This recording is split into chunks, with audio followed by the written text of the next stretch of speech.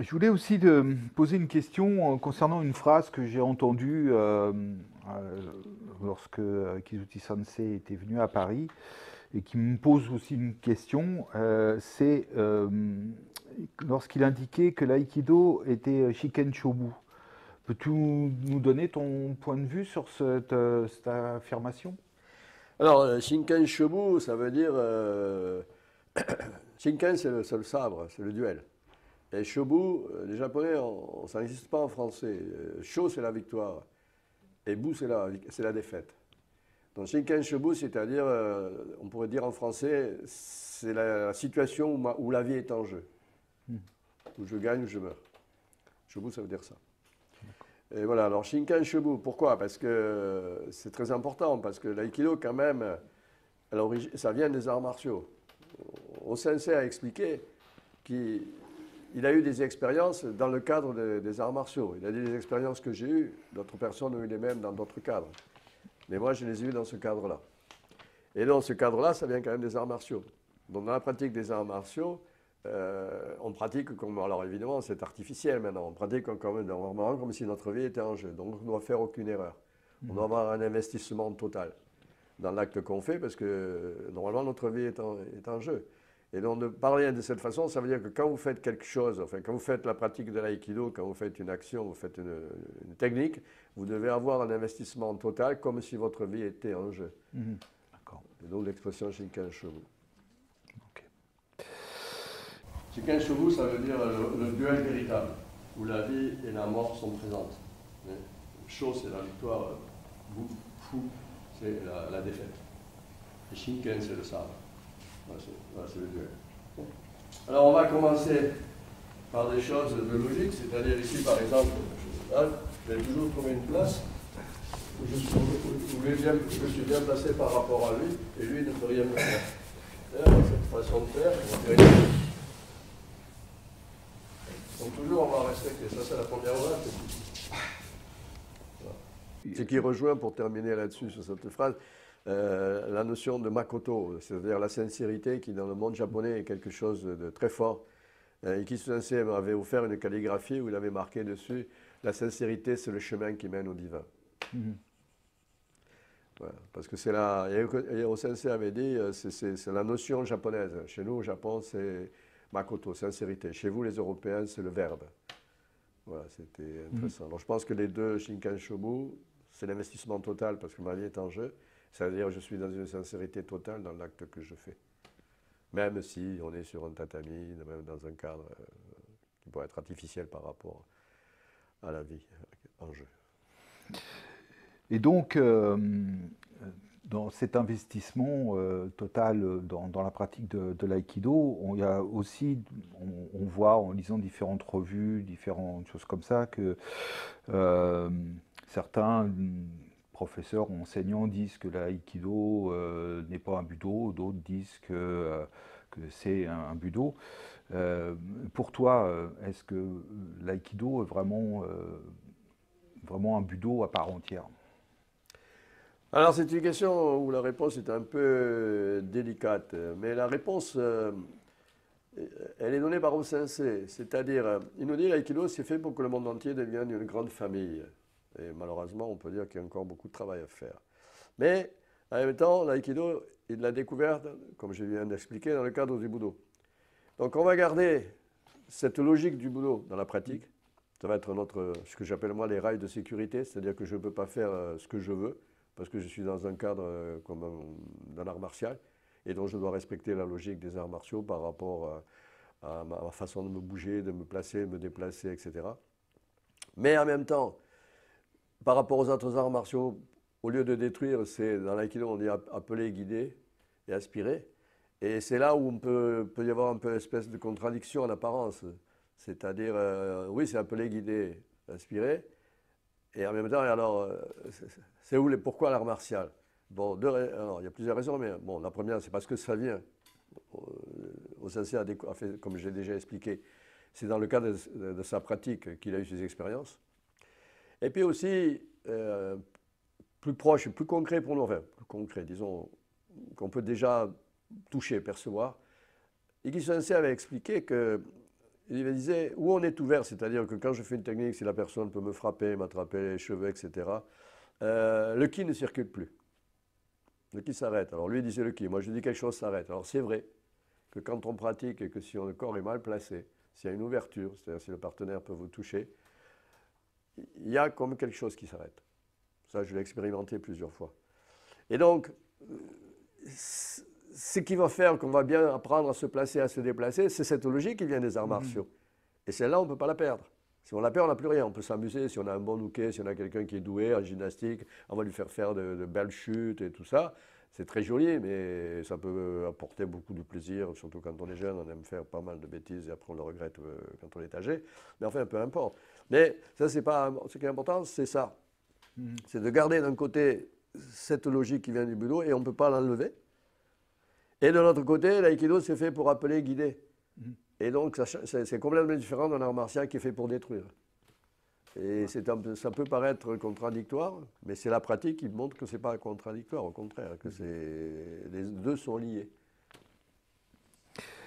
Dans ton enseignement, tu reprends souvent ces trois manières de faire, c'est ne pas attendre, ne pas regarder, ne pas être ouvert.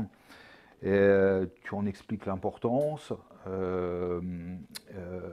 Mais est-ce que ces trois manières de pratiquer, enfin ces trois plans, sont pour toi liés au budo?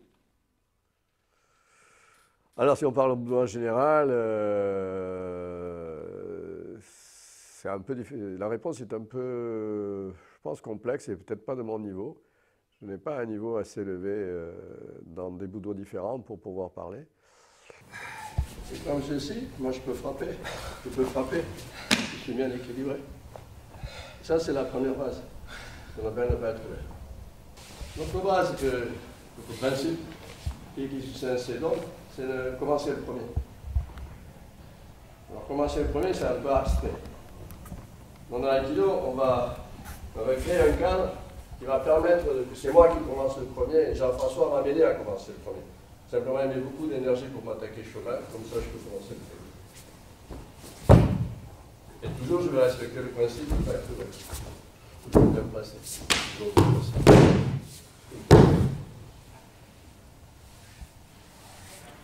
Et le troisième principe, c'est de ne pas regarder. Alors, ne pas regarder, ça ne veut pas dire qu'on a les yeux aux étoiles comme ça. Et si on regarde quelqu'un, c'est la garde. Je viens comme ça. Si je ne regarde pas, ça change.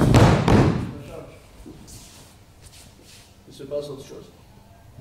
Et parce que j'applique ces trois principes, ne pas être ouvert quand je fais une technique, ne pas commencer le premier et ne pas regarder, les choses aspirées peuvent arriver.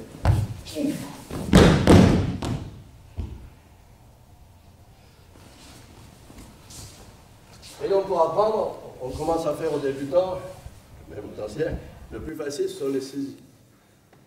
Donc on commence par la saisie, par exemple sur kataté, parce que c'est plus facile de faire ça et de prendre sur une technique.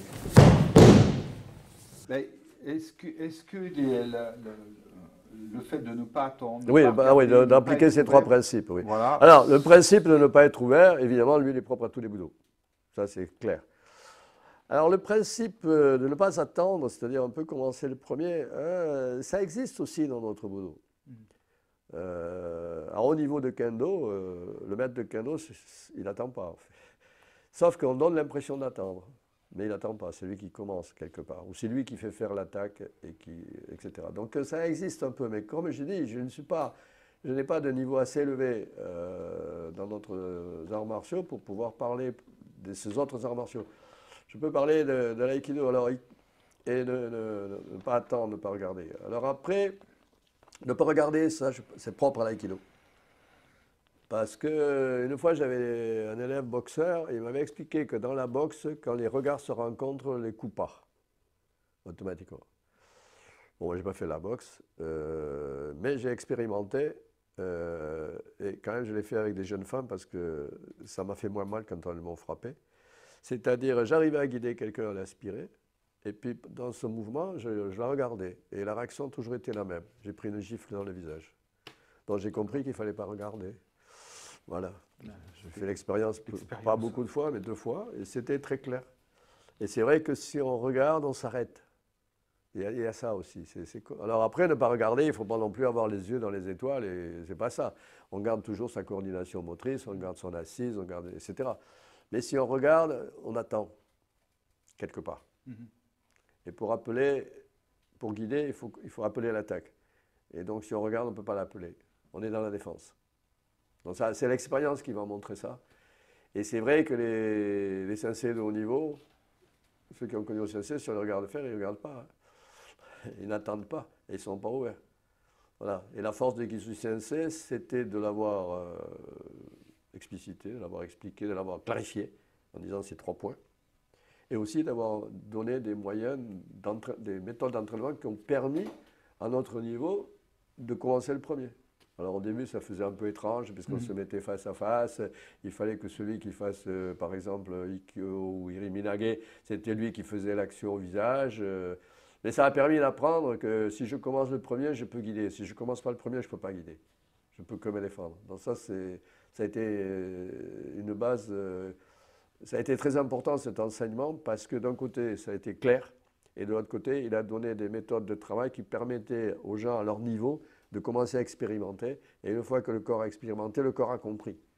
C'est un peu la même chose, par exemple, au sensei dit, alors et c'est au sensei qui dit de ne pas regarder. Il dit ne regardez pas les yeux, ne regardez pas le sabre, ne regardez pas le partenaire, parce que le vrai budo, c'est l'entraînement de la force attractive. Et par la pratique, on comprend que ce ne sont pas des paroles, ce n'est pas de la théorie, c'est vrai, c'est concret. Encore faut-il l'étudier. Et aussi pour l'étudier, faut-il avoir vécu, avoir été guidé, appelé, par exemple, aspiré. Et la chance que j'ai eue, c'est que Gisui Sensei me l'a fait vivre. Mais il ne m'a rien expliqué sur le départ. C'est-à-dire c'était à Shigu, toujours dans le cadre de ses cours particuliers, et puis il me dit attaque-moi au boquin. Alors je l'attaque au boquin. Il esquive, le boquin est là, il met le doigt dessus et il me dit enlève-le. Mais je ne peux pas l'enlever. Je dis mais comment ça se fait que je ne peux pas l'enlever? Parce que c'est du bois, son hakama c'est un peu une espèce de tétron, tergal, ça glisse. Et puis je ne sentais pas le doigt, je ne sentais pas, je n'arrivais pas à l'enlever. Après il s'est mis en tailleur, pas en césar, en tailleur. Il a mis les mains sur les genoux, il m'a dit pousse-moi la tête. Et j'ai dit elle est où la tête? Je ne la sentais pas. Donc je ne pouvais pas la pousser. Et après, il m'a frappé à l'épaule, il m'a dit, tu sais, si quelqu'un te tient à l'épaule, tu ne peux pas plier le bras. Hein. Alors j'ai fait, il a fait un kiai, un cri, je suis tombé, j'ai dit, bah oui, mais ça c'est, vous êtes 10e dan, moi je ne peux pas le faire.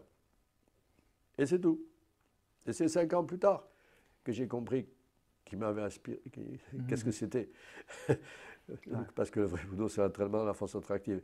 Ce qui fait que moi, après, quand j'ai lu ces paroles d'O Sensei, ça m'a touché. Parce que mon corps avait vécu.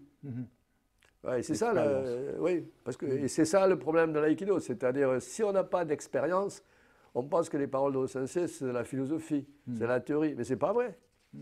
Pour lui, c'est concret. À un autre niveau, nous, on a ça de concret, on n'a pas ça. Mais une fois qu'on a compris à un niveau, tiens, ça c'est concret, on comprend que tout le reste qu'il raconte, pour lui, c'est pas de la philosophie, c'est quelque chose de concret qu'il exprime avec les mots de son pays, de sa culture et de son époque aussi. Enfin, je voulais dire ça aussi, parce que c'est important. Et donc, ça rejoint les 3 que dit Gisui Sensei, de ne pas regarder, de ne pas attendre. Moi, je dis commencer le premier, de ne pas regarder l'importance, elle est donnée par Gisui Sensei lui-même. Et puis, bon, ne pas être ouvert, ça c'est propre à tout le budo. Et ces 3 règles doivent être tout le temps présentes dans l'exercice de ce que j'appelle moi la gestuelle Aikido.